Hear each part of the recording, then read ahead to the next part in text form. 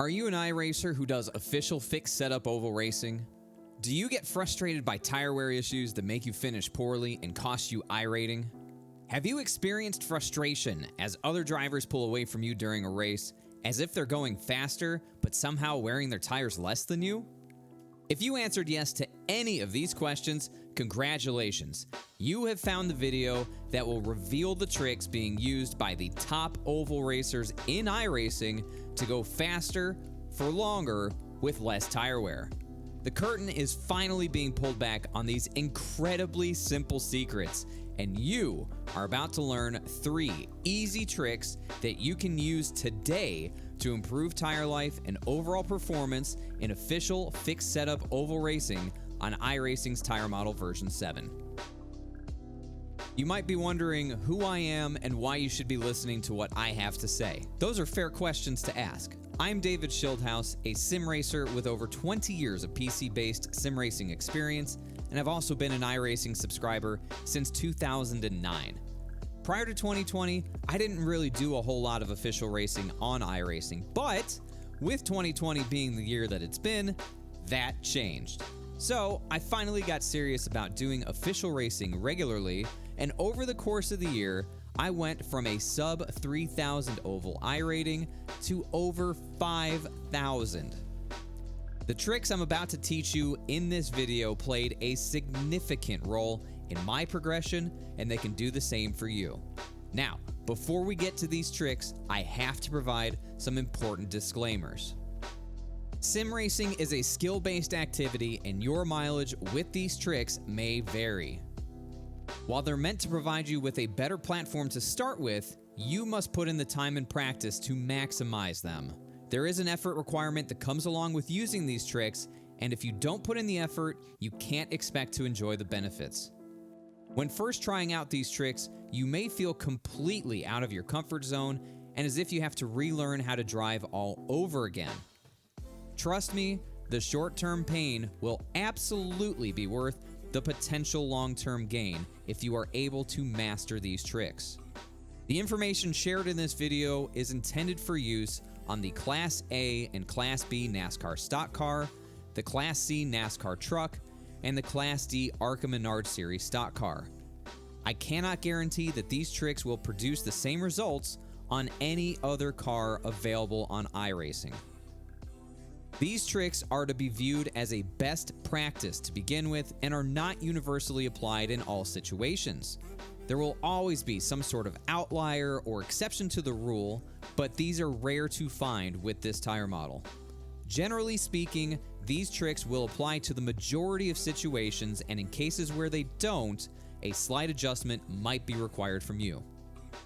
The tricks shared in this video are only applicable to iRacing's tire model version 7. If you are watching this video in the future, check to see which tire model is currently being used for oval racing, and if it's not version 7, these tricks may no longer apply. Check the channel for an updated version of this video that applies to the most current tire model. Alright, are you ready to learn what the pros don't want you to know? Without further ado, here are 3 simple tricks that you can use today to improve tire wear and overall performance on iRacing's tire model version 7 in official fixed setup oval races. What if I told you that iRacing's default setup was sabotaging your performance? The default steering ratio at most, if not all tracks, is making your tires turn more than needed and causing them to overheat and wear out faster. By increasing your steering ratio at tracks over a mile in length, excluding Daytona and Talladega, you will reduce the impact of your steering wheel input on your tires and as a result, increase their lifespan. Steering ratio is the relationship between the number of degrees turned at the steering wheel itself versus the number of degrees the front tires turn as a result. For example, if the steering wheel is turned 20 degrees and the front wheels turn 1 degree, you have a steering ratio of 20:1.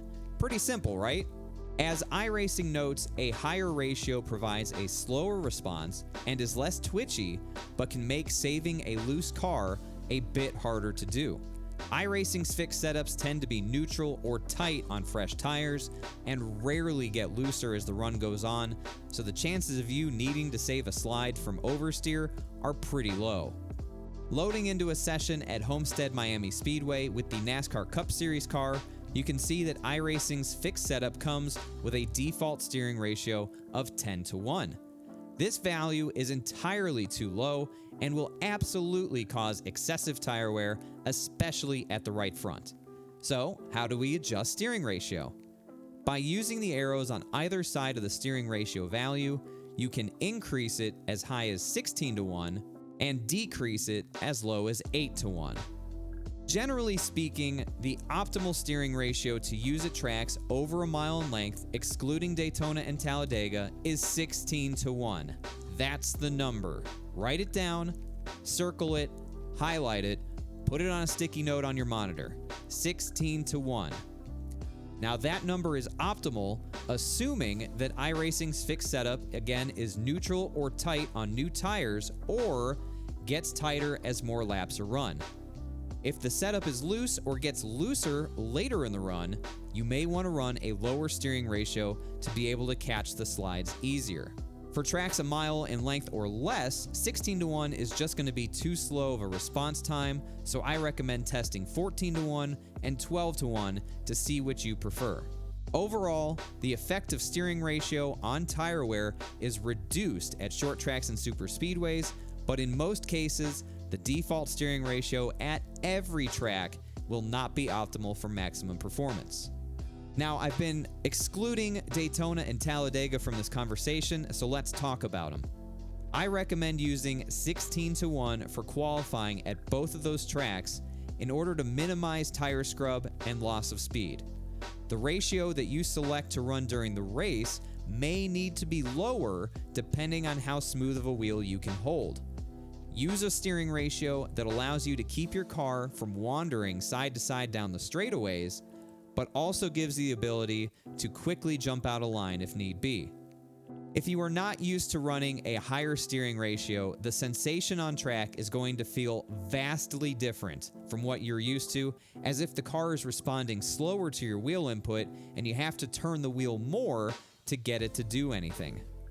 Do not let this discourage you or worry you. This is going to be your new normal. With practice and fine-tuning, you will become accustomed to this sensation and enjoy the benefits of this trick in the form of improved tire wear and better long-run pace. In my opinion, brake bias is the most overlooked and underutilized tool that we have available to us in fixed setup racing that can dramatically improve tire wear and overall performance in real time throughout a race. If you can master brake bias adjustments, you will give yourself an enormous advantage over the majority of drivers you'll be racing against.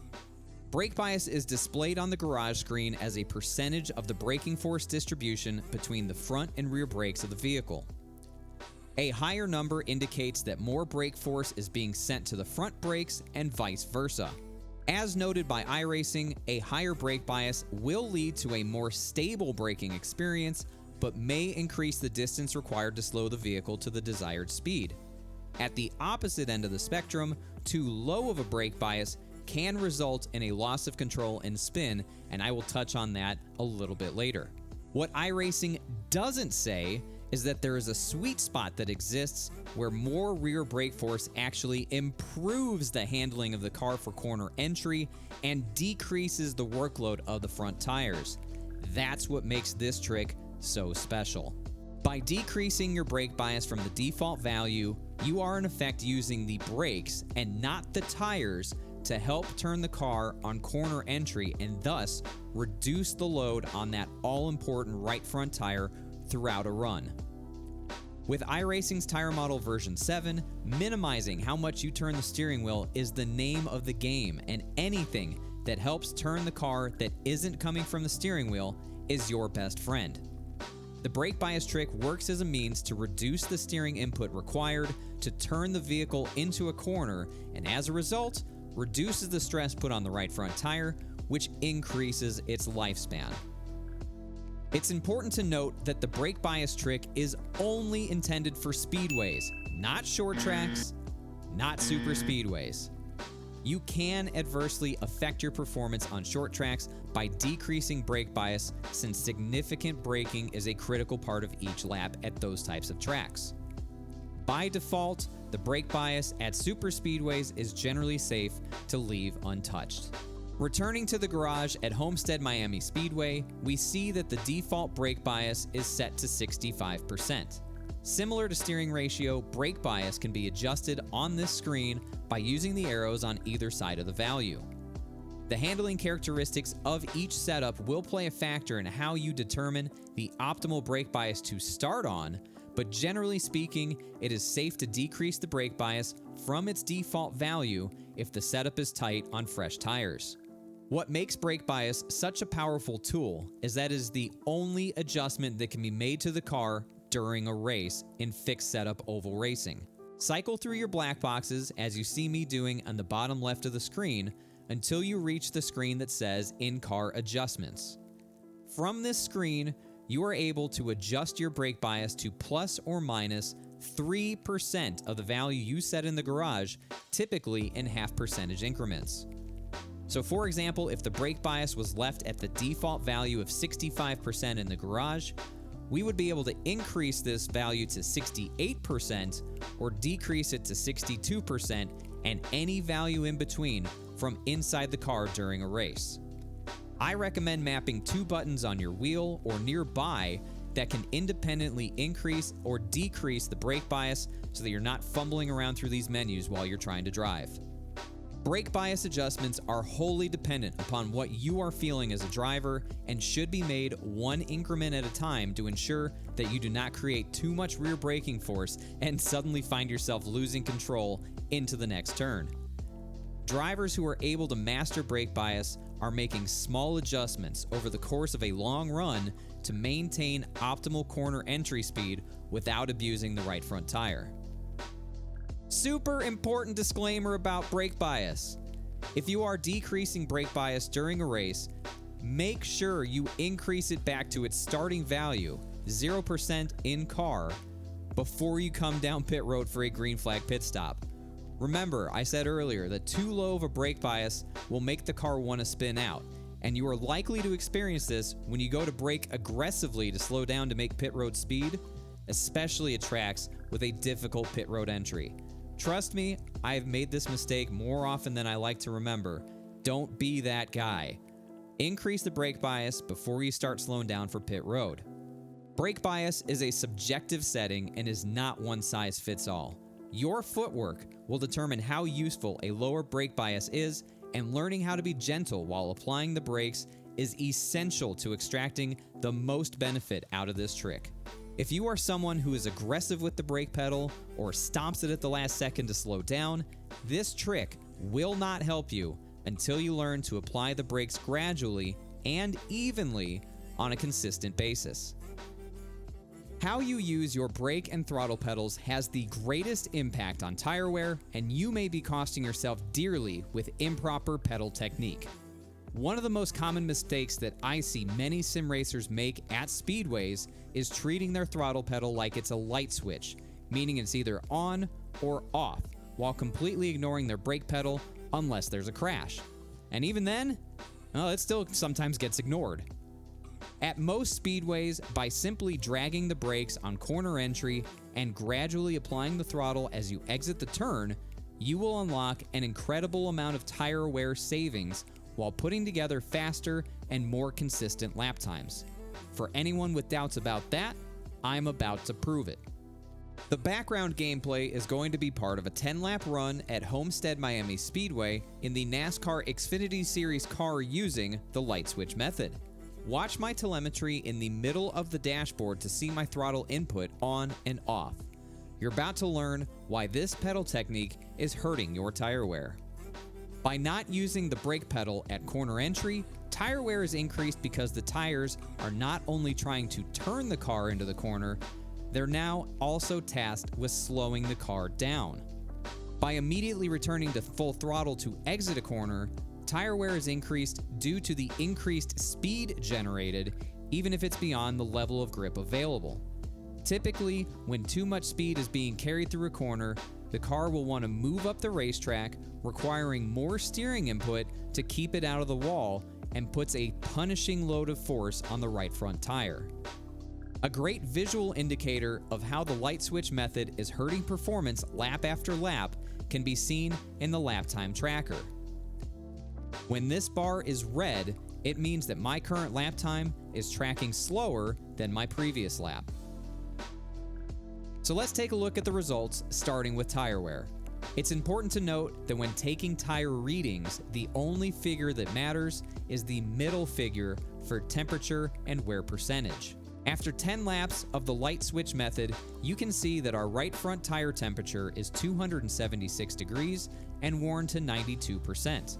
The right rear tire is 246 degrees and 94% worn. Looking at my lap times, the first lap was a 32.64 and my 10th lap was a 33.68, an overall fall off of about a second over the course of the run. Excluding a small pickup on lap 10 over lap 9, each lap was generally a tenth of a second slower than the previous one, confirming what was seen on the tracker. Factoring in an 11th lap, the fall off increased to 1.2 seconds and would undoubtedly continue to get exponentially worse as more laps were run. I'm going to make another 10-lap run, but this time I'll be using trick number 3 to drag the brake pedal on corner entry and gradually apply the throttle as I exit the turn. Again, the background gameplay is only part of the run, but keep an eye on my brake and throttle inputs to see what I am doing and how it differs from the first run. Now, I will admit, I was guilty of using the light switch method for a long time, and it was a really hard habit to break. The best news about this trick is you can absolutely learn how to perform this proper pedal technique no matter how cheap or expensive your pedals are. With enough practice, this will just become second nature, and if you've been using an improper pedal technique, letting go of that muscle memory and relearning how to use your pedals can be incredibly challenging and at times frustrating. However, what I'm about to show you should give you more than enough motivation to change your ways. Prepare yourselves. These results are remarkable. After the second run and using trick number 3, the right front tire is 264 degrees and 95% worn, while the right rear is 248 degrees and 94% worn. Compared to the data from the first run, the front tire is now 12 degrees cooler and 3% less worn, while the rear is 2 degrees hotter and worn identically. What an incredible difference! Imagine what you can do with a right front tire that is 3% less worn every lap. Comparing the two runs side by side gives a clearer picture of just how powerful trick number 3 really is. Unlike the first run, I was able to now duplicate lap times back to back and eliminated that consistent tenth of a second slowdown. By the end of this run, I was running faster lap times on lap 10 and 11 than I ran on lap 9 of the first run, but perhaps even more impressively, my 10-lap fall-off was only 0.8 of a second compared to 1.2. With trick number 3, I was able to achieve all of this while keeping my right front tire cooler and 3% less worn. Amazing! So there you have it. Proof that I was able to go faster over an identical number of laps and use less of my right front tire simply by dragging the brakes on corner entry and gradually applying throttle as I exited the turn. The value of trick number 3 is immense and can radically improve your performance if you are willing to put in the time, effort, and practice to change your ways. Simply put, there is no other single change that you can make to your driving habits that can yield this great of an improvement to tire wear and overall performance in fixed setup oval racing with Iracing's tire model version 7. The curtain has officially been pulled back on the tricks being used by the best oval racers in iRacing, and now you know what they know. It's time for you to hit the track, learn how to make these tricks work for you, and give yourself a massive advantage every time you join a race. I hope that you enjoyed this video and found this information to be educational, but most importantly, helpful. And if you did, please help me out by rating and especially sharing this video so that we can bring this knowledge to more sim racers and eliminate the secretive nature of finding success with Tire Model version 7 for fixed setup oval racing and iRacing. If you want to see more sim racing content similar to this, make sure you hit the subscribe button and turn on notifications so that you never miss an upload on my channel. Additionally, you can catch me streaming iRacing on my Twitch channel throughout the week, linked down in the description below. If you want to get in touch with me, the best way to do that is follow me on Twitter, also linked down in the description below. Again, thank you so much for watching this video, and until next time, be good and be good to each other.